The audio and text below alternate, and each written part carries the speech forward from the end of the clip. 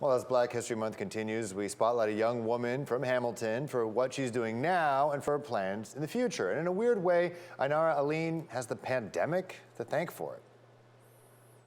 Ainara Alleyne has a lot of interests. I auditioned for lots of things. I've been in a couple shows. I really love voice acting. Big anime fan. Before COVID, me and my dad went to Comic-Cons all the time. The 12-year-old also loves to read. In fact, library days at school are her all-time favorite.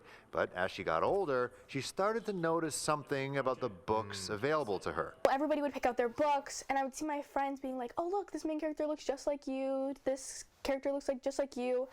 But I wouldn't see any that looked like me. Ainara asked her dad, Shawnee, why it was so difficult to find books about people who look like her. In Barbados, like, no matter how poor you are, like, there's Black people everywhere, right? There's Black people, the government is Black, like, the doctors are Black. So I noticed it when I moved here, but it was not in the forefront of my mind because, like, my generation, we just made do with what we had. Ainara's generation had a pandemic that kept her bored in her home. So she grabbed her phone and got to work. Welcome to Ainara's Bookshelf. Just right, Jillian. Canadian Black history. Besties, work it out. A lot of things going on in the world with Black Lives Matter and everything that was going on.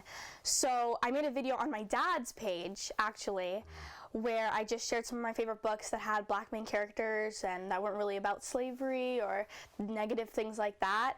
And then it got lots of love. I laughed and I cried. It was really great. I'm able to share books with normal kids that happen to be of color, being an incredible person and doing fun things and going on adventures, which is what I wanted to see. Ainara says most of her over 7,000 followers are either parents or educators. I got a message from a third grade teacher the other day. A third grader did a presentation of me for their Black History Month, and it was they drew a little picture of me in the middle and then a bunch of facts about me and my Instagram, and it makes me so happy because I want to talk to the kids, right? That's why I started. I want them to see themselves. In just 2 years, Ainara has suddenly become the authority in diversifying the bookshelves of local libraries, even her own school's collection. I don't think she grasps the gravitas of it, but I think she understands that's important. Like, it's important that she's doing this. It's important that people are asking her for her opinion and willing to, like, donate books or